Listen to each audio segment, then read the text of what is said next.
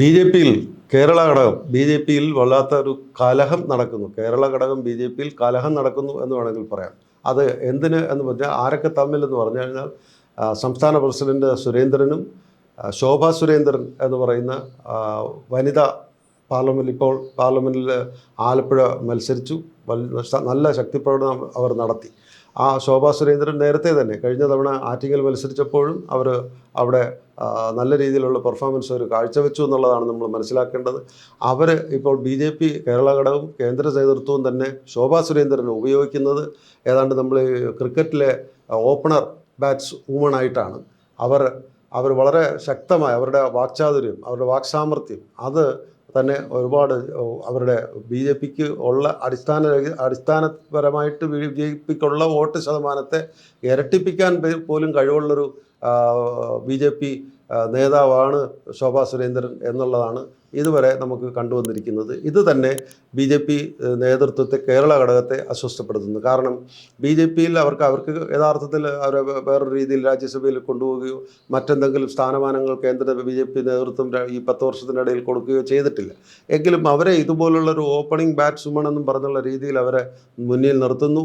പരമാവധി ഹിന്ദു ഭൂരിപക്ഷ വോട്ടുകൾ, ഹിന്ദു പ്രത്യേകിച്ച് ഈഴവ സമുദായത്തിൻ്റെ വോട്ട് സമാഹരിക്കുവാൻ നല്ല രീതിയിൽ പ്രകടനം നടത്താൻ കഴിവുള്ളൊരു സ്ത്രീയാണ്, നേതാവാണെന്ന് അവർ പ്രൂവ് ചെയ്തിരിക്കുന്നു. അതൊക്കെ ആണെങ്കിലും അവർക്ക് ശരിയായ ഒരു അംഗീകാരം ബി ജെ പി കേരള ഘടകമോ കേന്ദ്ര നേതൃത്വമോ കൊടുക്കുന്നില്ല. അപ്പോൾ ഇവിടെ കേരള ഘടകത്തിൻ്റെ നേതാവെന്ന് പറയുന്ന ശ്രീമൻ സുരേന്ദ്രൻ അദ്ദേഹത്തെ ശോഭാ സുരേന്ദ്രനെ ഒരു എതിർ ചേരിയിൽപ്പെടുത്തി അവരെ മാറ്റി നിർത്തിയിരിക്കുന്നു എന്നുള്ളതാണ്. അവർക്ക് ബി ജെ പിയുടെ സംസ്ഥാന പ്രസിഡൻ്റ് ആകാൻ വരെ ഉള്ള യോഗ്യതയുണ്ടെന്നും അതിൻ്റെ ആവശ്യം അവർ നേരത്തെ പ്രകടിപ്പിക്കുകയും ചെയ്തതാണ്. അപ്പോൾ അങ്ങനെ നിൽക്കുന്ന ശോഭയും ശ്രീമാൻ സുരേന്ദ്രൻ ഇപ്പോഴത്തെ ബി ജെ പി സംസ്ഥാന പ്രസിഡൻറ്റും തമ്മിൽ വളരെ വ്യക്തമായ രീതിയിൽ പ്രകടമായ രീതിയിലുള്ള എതിർപ്പുകളുണ്ട്. അവർ രണ്ട് ചേരിയിലാണ് എന്നുള്ള രണ്ട് ഗ്രൂപ്പിസത്തിലേക്ക് മാറിയിരിക്കുന്നു. നമ്മൾ മനസ്സിലാക്കേണ്ടത് ശോഭാ സുരേന്ദ്രൻ്റെ പ്രത്യേകത എന്ന് പറയുന്നത് നേരത്തെ ഞാൻ പറഞ്ഞു, ആറ്റിങ്ങലിൽ അവരുടെ പ്രകടനം കഴിഞ്ഞ തവണ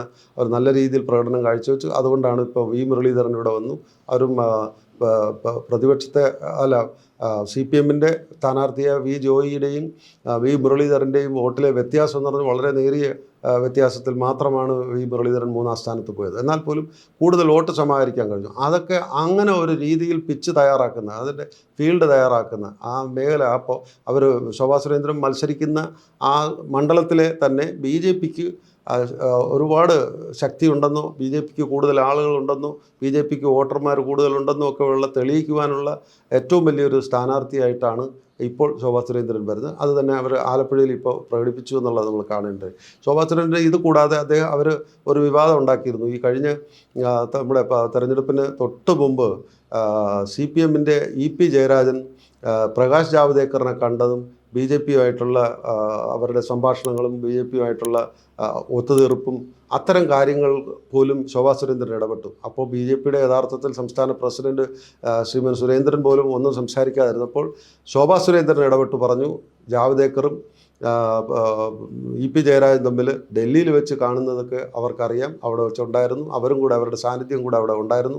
ഇത്തരത്തിലുള്ള അന്തർധാര ഈ സി പി എമ്മും ബി ജെ പിയും തമ്മിലുള്ള ഒത്തുകളിക്കൊക്കെ ഇ പി ജയരാജനാണ് നിൽക്കുന്നതെന്നും ഇ പി ജയരാജൻ ആ രീതിയിൽ ജാവ്ദേക്കറിനെ കാണുന്നുണ്ട്, ജാവ്ദേക്കർ അതൊക്കെ അത്തരത്തിൽ തുറന്ന് പറഞ്ഞ് ഒരു പ്രതിപക്ഷ ബി ജെ പിയുടെ സംസ്ഥാന പ്രസിഡന്റ് പറയാത്ത കാര്യങ്ങൾ പോലും പറയാനുള്ള ചങ്കൂറ്റം കാണിച്ചു. അത്തരത്തിൽ രാഷ്ട്രീയമായി നല്ല ചാതുര്യമുള്ള, രാഷ്ട്രീയമായിട്ട് നല്ല ആർട്ടിക്കുലേഷനുള്ള, നല്ല വ്യക്തമായ രാഷ്ട്രീയ കാഴ്ചപ്പാടുള്ള ഒരു വനിതാ നേതാവാണ് ശോഭാ സുരേന്ദ്രൻ. ശോഭാ സുരേന്ദ്രനെ ആ രീതിയിലാണെങ്കിൽ ശോഭാ സുരേന്ദ്രനെ ഒതുക്കുക എന്നുള്ളത് സുരേന്ദ്രനൊപ്പം നിൽക്കുന്ന ബി ജെ പിയുടെ മറ്റു നേതാക്കളുടെയും കൂടെ ആവശ്യമായിട്ടാണ് കാണുന്നത്. യഥാർത്ഥത്തിൽ ശോഭാ സുരേന്ദ്രൻ ഇപ്പോൾ ഒറ്റയ്ക്കാണ്. നമ്മൾ മനസ്സിലാക്കേണ്ടത് ശോഭാ സുരേന്ദ്രനെ കൃത്യമായിട്ട് പറയുമ്പോൾ ഇത്തരത്തിൽ ഫീൽഡ് ചെയ്ത് ഹിന്ദു വോട്ട് സമാഹരിക്കാൻ ശേഷിയുള്ള ഒരു വനിതാ നേതാവ് എന്നുള്ള നിലയ്ക്ക് നമ്മൾ പറയുമ്പോൾ നമ്മൾ ഇപ്പോൾ ഞാൻ അത് കൃത്യമായി എടുത്തു പറയുന്നില്ല. ഒരു കമ്പനിയുടെ പരസ്യത്തിൽ ശ്രീമാൻ ഇന്ത്യൻ മുൻ ക്യാപ്റ്റനായിരുന്ന ക്രിക്കറ്റ് പ്ലെയർ ശ്രീമാൻ ധോണിയും MS ധോണിയും അദ്ദേഹത്തിൻ്റെ മകളും കൂടെ ഒരു പരസ്യത്തിൽ വരുന്നു, ഒരു ഡ്രിങ്കിൻ്റെ പരസ്യം, എനർജി ഡ്രിങ്കിൻ്റെ പരസ്യത്തിൽ വരുന്നുണ്ട്. ധോണി മകളോട് പറയുന്നു, വാക്കുകൊണ്ടല്ല, ബൗൾ ഔട്ട് ആകുമ്പോഴേക്കും പറയുന്നതാണ്, വാക്കുകൊണ്ടല്ല പറയേണ്ടത്, ബാറ്റ് കൊണ്ടാണ് മറുപടി. ഇവിടെ ശോഭാ സുരേന്ദ്രൻ യഥാർത്ഥത്തിൽ വാക്കുകൊണ്ട് മറുപടി നൽകുന്നു, വാക്കുകൊണ്ട് ശരിക്കും ബാറ്റ് ചെയ്യുന്നു. ആ രീതിയിലുള്ള ഭയങ്കര ശക്തിയുക്തം പ്രവർത്തിക്കുന്ന ഒരു നേതാവാണ് ശോഭാ സുരേന്ദ്രൻ. അത് തന്നെ ഇവിടുത്തെ പുരുഷാധിപത്യം നിറഞ്ഞു നിൽക്കുന്ന BJPയുടെ കേരള ഘടകത്തിന് അവരുടെ സാന്നിധ്യം എല്ലാ അർത്ഥത്തിലും അവരെ അലോസരപ്പെടുത്തുന്നു. പക്ഷേ അവർ ഒറ്റയ്ക്കാണ് ബാറ്റ് ചെയ്യുന്നതെന്ന് മനസ്സിലാക്കണം. അവർ ഒറ്റയ്ക്ക് ബാറ്റ് ചെയ്യുന്നതെന്ന് പറഞ്ഞാൽ BJPക്കെതിരെയല്ല, പക്ഷേ അവരുടെ എതിർ കക്ഷി എന്ന് പറയുന്ന കോൺഗ്രസിനെതിരെയൊക്കെ ശക്തമായ ഭാഷയിൽ വിമർശിക്കാൻ കഴിവുള്ള, അതായത് ഒരു സംസ്ഥാന പ്രസിഡന്റ് പറയാത്ത കാര്യങ്ങൾ പോലും പറയാൻ കഴിവുള്ള, നല്ല രാഷ്ട്രീയ ചാതുര്യത്തോടുകൂടി സംസാരിക്കാൻ കഴിവുള്ള, വാക്ചാതുര്യമുള്ള ഒരു വനിതാ നേതാവാണ്. അതുകൊണ്ടാണ് BJPയുടെ പുരുഷാധിപത്യമുള്ള BJPയുടെ ഈ കെ സുരേന്ദ്രനെ പോലുള്ളവരൊക്കെ ഭയപ്പെടുന്നു എന്നുള്ളതാണ് കാണുന്നത്. അതുകൊണ്ട് തന്നെ അവരെ ഒറ്റപ്പെടുത്തുന്നു എന്നുള്ള പറഞ്ഞിട്ടുള്ള അത്തരം രാഷ്ട്രീയത്തിലുള്ള അവർ തമ്മിലുള്ള BJPക്ക് അകത്തുള്ള ഭിന്നിപ്പ്, അവർ തമ്മിലുള്ള എതിർപ്പുകൾ, അങ്ങോട്ടും ഇങ്ങോട്ടുമുള്ള ചേരിപ്പോര്, അത് വ്യക്തമാകുന്നു. പക്ഷേ ശോഭാ സുരേന്ദ്രൻ്റെ കൂടെ ആരെങ്കിലും ഉണ്ടോ